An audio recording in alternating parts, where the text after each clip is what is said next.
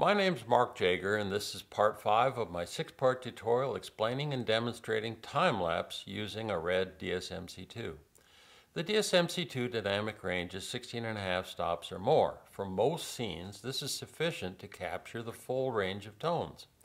When more range is needed, HDRx mode is available, resulting in dynamic range greater than any film stock or non-red video camera. When shooting with HDRx, 2 streams of images with identical timing are recorded simultaneously within the R3D file. There's the A track for capture of the darker portion of a scene, and there's an X track with up to 6 stops of additional exposure range, which is accomplished by increasing the X track shutter speed. Let's begin with an example shot in continuous recording mode. The camera tracks me as I get up and walk to the studio door. There's just enough light to see movement. I open the door and walk into blown out lighting. It's ascension to my heavenly reward, or not. What if the shot was supposed to be more earthly? HDRx was on and the X track is on the SSD. Check out the X track with 6 stops of HDRx.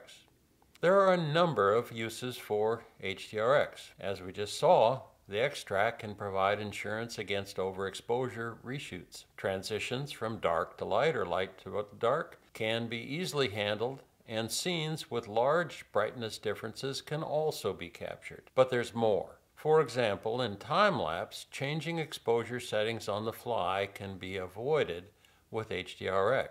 There are other benefits still. The X track can be used for sharper stills. Compare these 2 shots.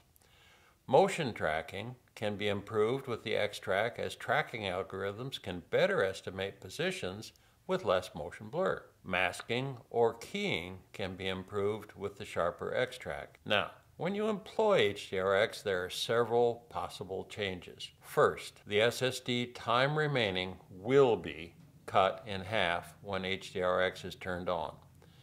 The DSMC2 may also force changes in frame rate, shutter speed, and compression with HDRx.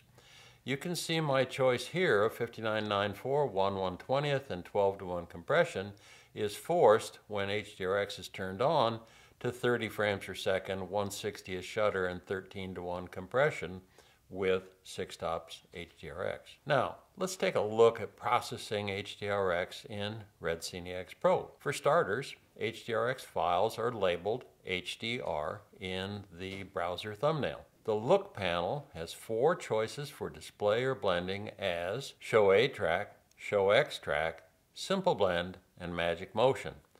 The Simple Blend option generates a weighted average of the A and X tracks. You can control the relative weight of the 2 tracks. Magic Motion blends the A and X tracks, but it also deals with the difference in shutter speed by suppressing the shutter speed difference-induced artifacts. You can control the relative weight of the 2 tracks here also. If Simple Blend or Magic Motion are not to your liking, you can export the A and X tracks separately, or you can import the R3D files twice, one for A and one for X, into your NLE to mask and blend there. Here is a time-lapse scene shot at 1 second shutter, f5.6, and ISO 400 that's 5 to 9 stops below neutral gray. The choice of f5.6 stems from a very bright supermoon. The moon is at least 5 stops above neutral gray. You can see it's blown out. Even with 6 stops of HDRx, the DSMC2 would not have enough dynamic range to retain moon detail if a larger A-track aperture was used. Here is a composite of the A and X tracks showing the ambient and moon detail. In summary, it's easier to use continuous recording or internal time-lapse timer modes without HDRx if you have sufficient dynamic range.